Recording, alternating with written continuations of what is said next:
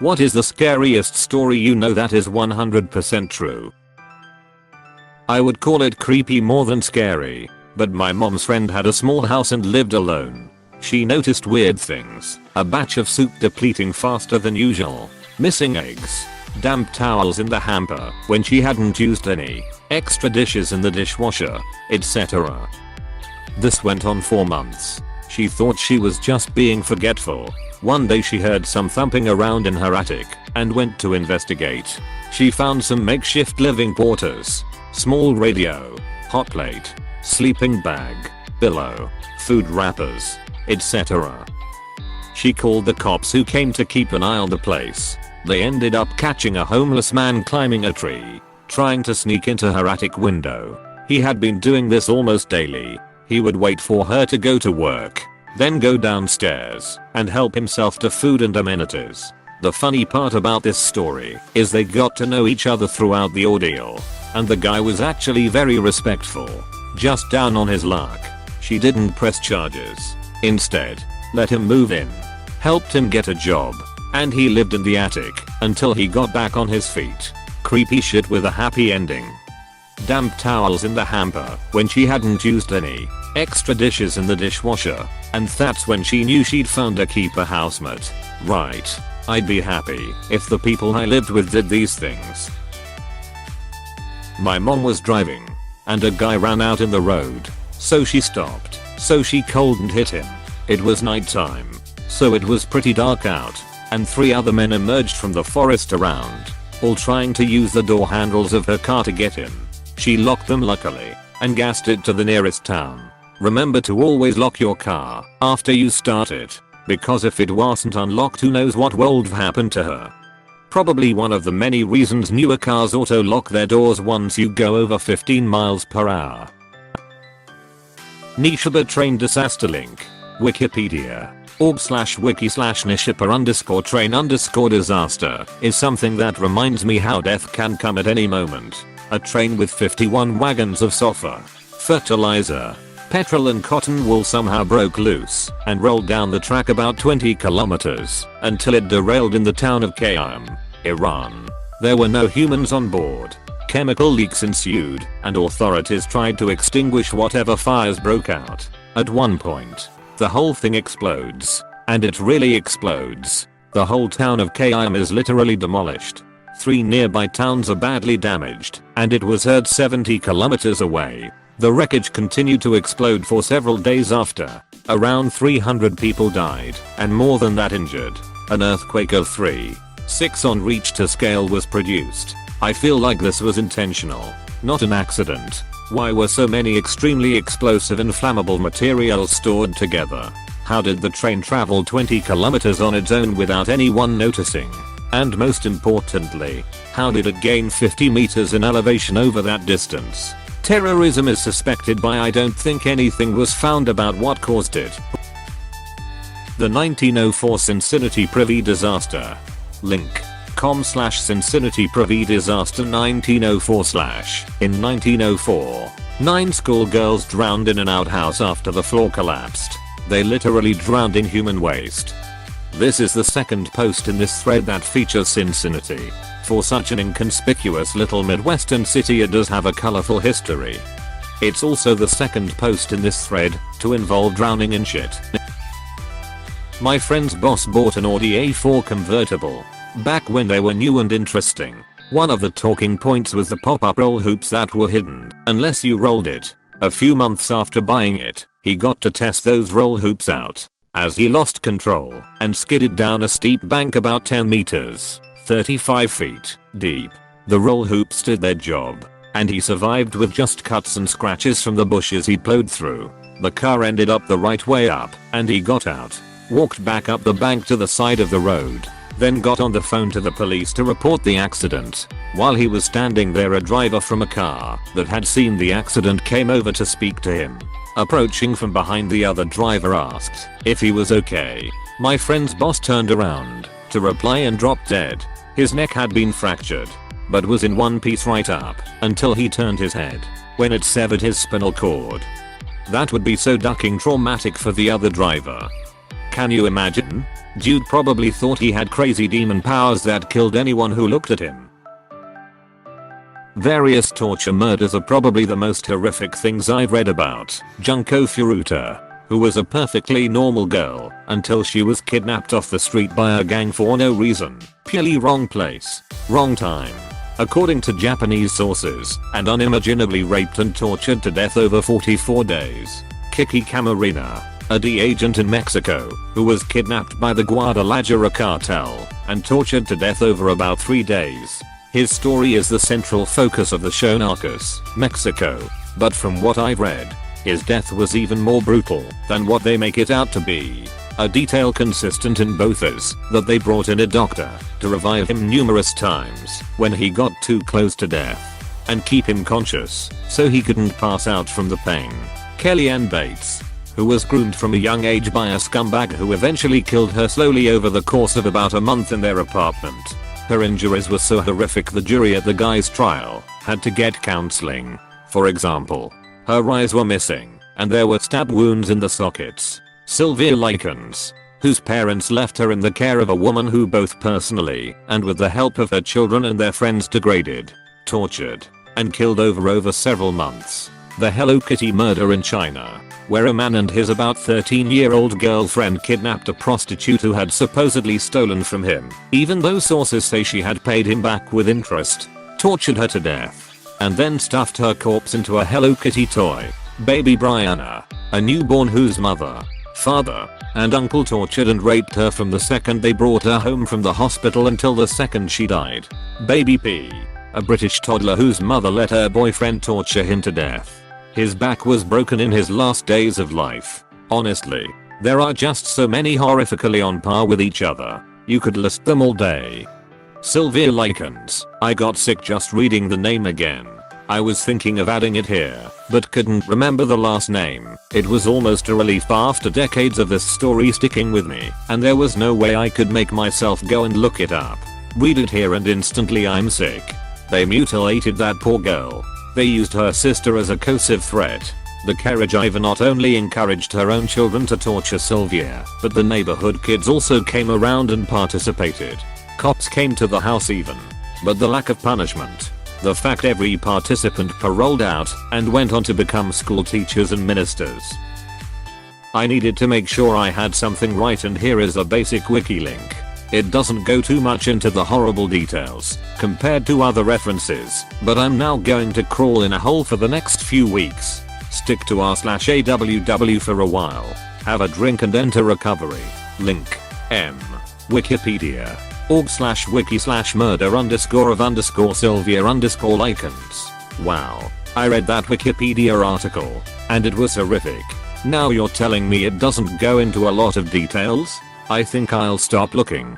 Thank you.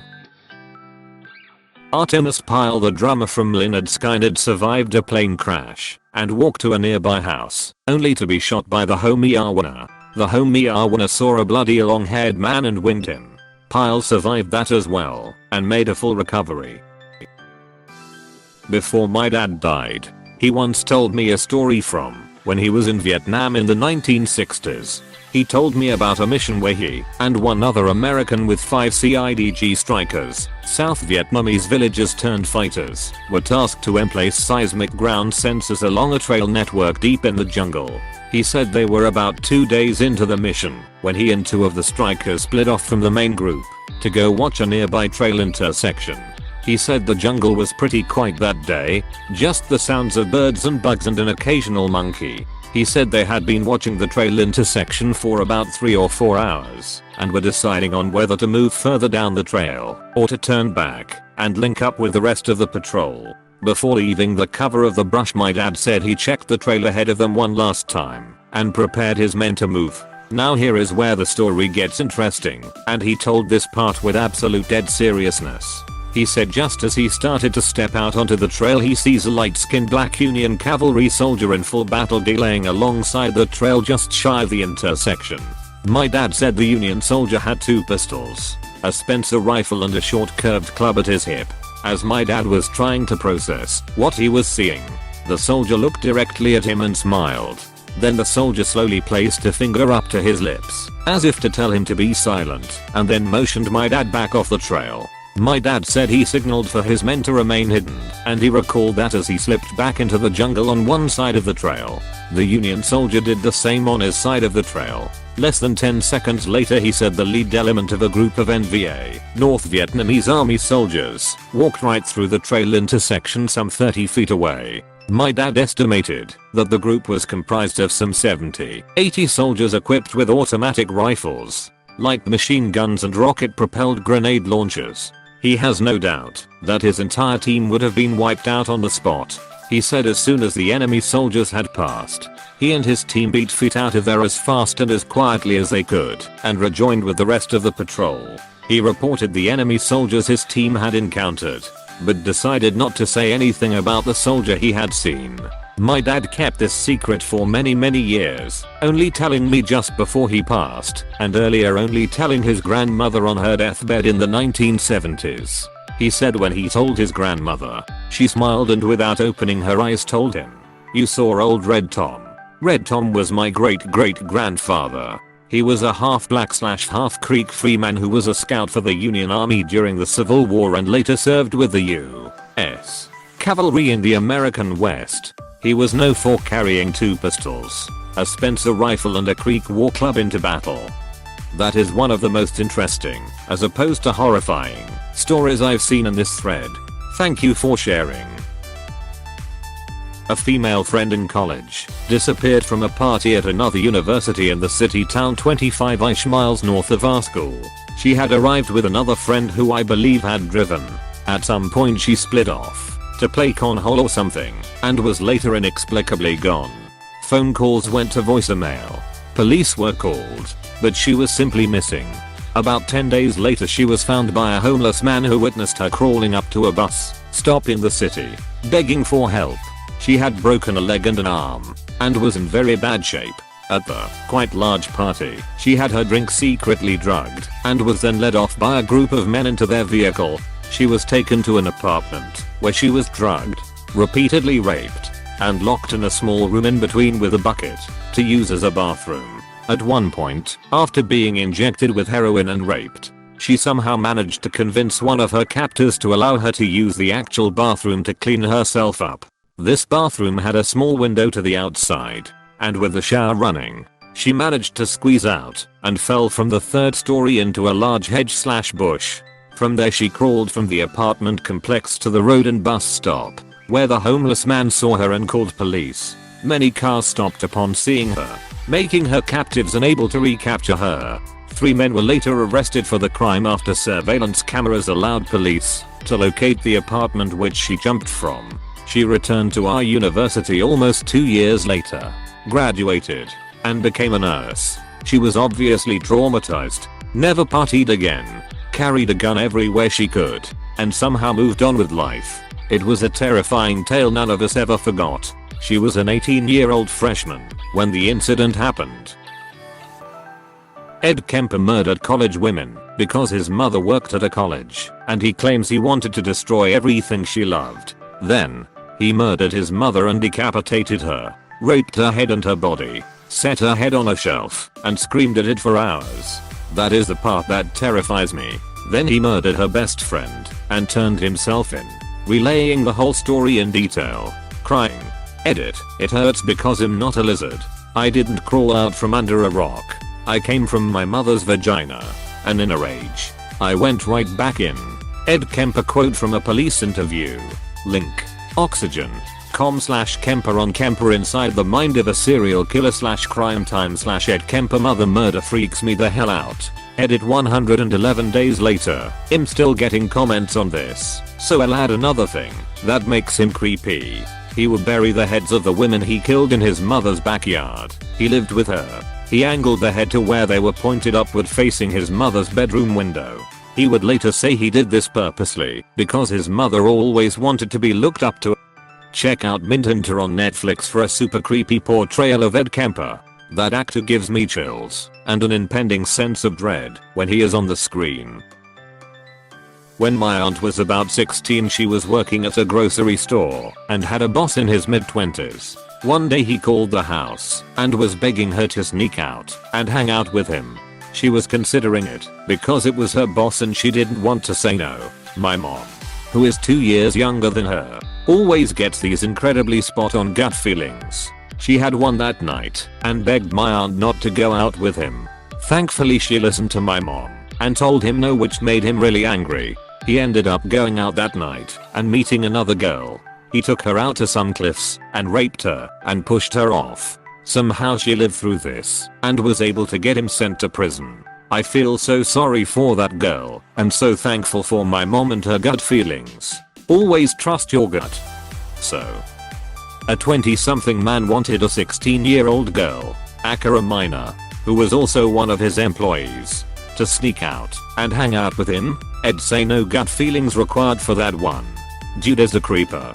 Good job that your mom warned her sister. Smart girl.